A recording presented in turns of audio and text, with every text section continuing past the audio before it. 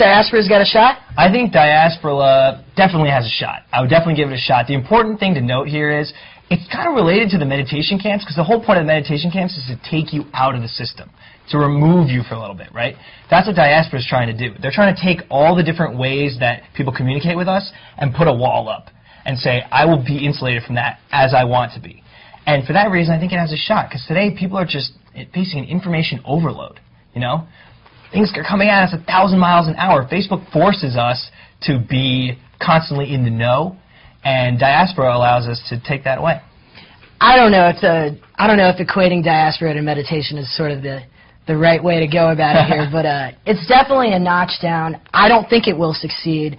I think it's going to take a long time for Facebook users to sort of transfer all that information, all those photos, all those friend networks that they've spent so much time investing on Facebook. It's something we don't really realize that we're doing, investing a lot of time when we're on it.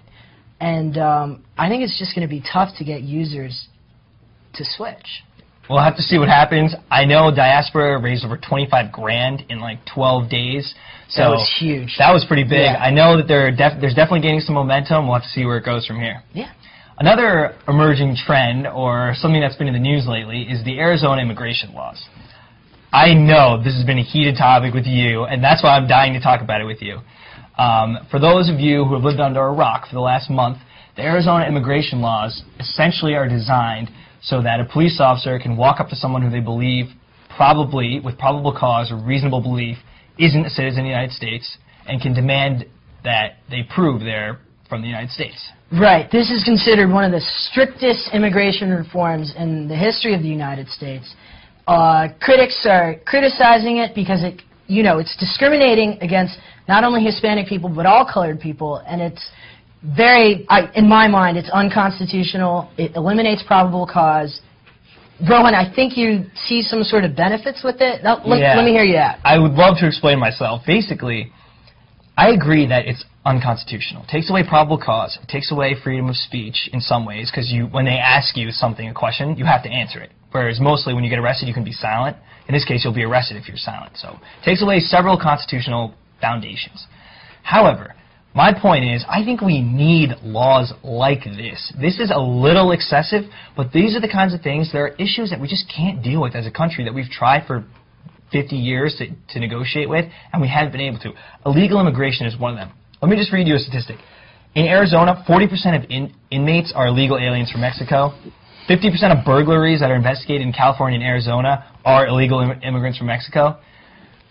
I mean, this is telling me that there is a kind of a correlation between crime and illegal immigration. I mean, so shouldn't they have the right? Rohan, there's no denying that illegal immigration is a huge problem here. But I'm going to ask you to put yourself in your shoes, say, 20, 30 years from now when you're going to be a father of a teenage son, okay?